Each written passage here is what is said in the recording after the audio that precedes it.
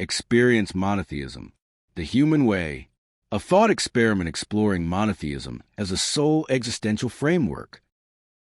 Dedication, dedicated to the One. Are you scared? Are you scared of asking the grandest questions that the combined humanity has been seeking the answers for?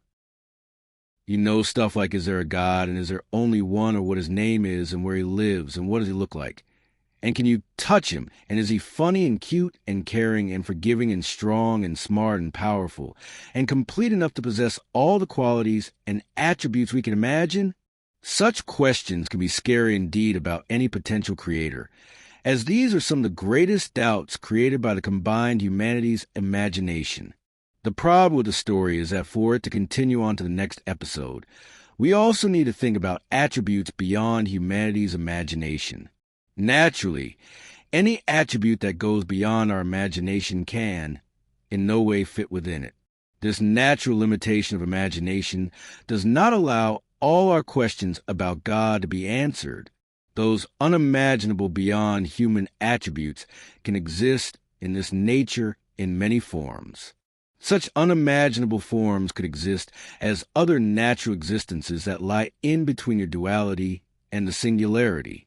However, as we have seen, such forms of existences cannot be observed and must be recognized through faith in some version of holy words. Therefore, whenever we come up with an alternate framework of existence besides monotheism, it suffers from one inherent limitation. That inherent limitation being that any alternate framework of existence that does not assume the perfect one will always be a product of human creation with no input from any existence that can contain human attributes beyond our imagination, unless that alternate framework can also create protected holy words.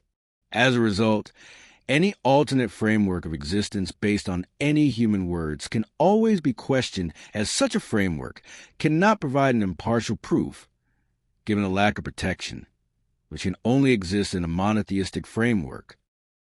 The safest assumption to make about the other forms of existences will be to make our own creator, God, the singularity. Besides, it will be funny if we lived a good life, finally die, meet God, and he says, "Welcome, kid. Here is the thing. You were just a little bit too noisy on that planet Earth, so even though you are expecting heaven, I know, but my wife is strict about noise pollution, so she is not going to let you in just yet. Go back as a horse this time, and we will see if she likes you when you come back again. Therefore, to avoid any funny situations after my death, I will want my creator to also be the biggest boss of all forms of existences that I cannot see, to ensure that I can believe a word. It can be impartially sourced from him."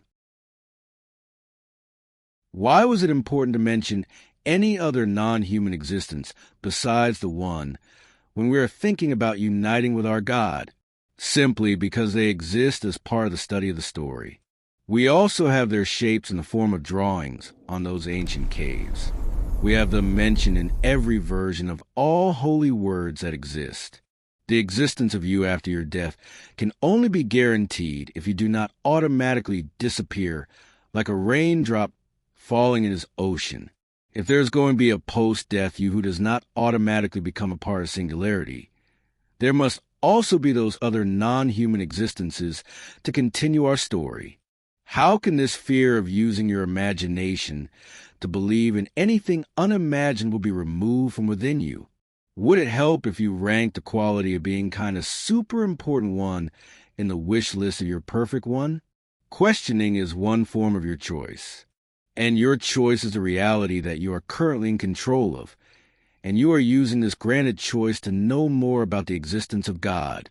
Humans will always, naturally, be less smart than any God, and therefore will always raise dumb questions in his pursuit. Question for knowledge to affirm your faith is the only natural method that exists for the purpose of his discovery. Given that this method of seeking knowledge by questioning everything is guaranteed to all of us as a common human attribute, the worst thing any of us can do in seeking knowledge is to make a mistake. Although I just remembered, if you put forgiveness for mistakes as part of kindness in your wish list of the perfect one, You can hope not to be punished for any unintended mistakes. In case there is an afterlife, this kindness assumption of the perfect one removes the fear of mistakes, while you are exercising your choice of seeking knowledge to establish faith. This design does not prevent the inevitable or get rid of fear altogether. It just eases your quest to know more. Why do we want to know more? Because every one of us that has ever lived has wanted to know more. Across all previous generations, humans have been storing wisdom first by making shapes, and then in shape of words. Each one of us contributed to this accumulation of wisdom in our uniquely smart or silly ways. This combined wisdom is the source of all kinds of stories of creation that we have heard from various groups of people. The variation in different versions of stories is not relevant to you as a human being in our experimental world yet, as we have not agreed upon which version of the story could contain some or all the holy words that we need to meet the perfect one. I cannot guide you as it would lead you to some faith, which is not allowed in this experience. Also, this is not my quest. I am not responsible for your wish list of what you want to see in your perfect one. For me to carry your burden, I would have to see your human attributes, which is not possible. God did not make you a slave and gave you this choice, and not just to you, but to all of us. Whatever you decide to read, do, or say at the end of this experience is free from any suggestion, force, or compulsion by me, any other human, or God. If you expire while being on this natural path of seeking knowledge, you can unite with your perfect one without any fear.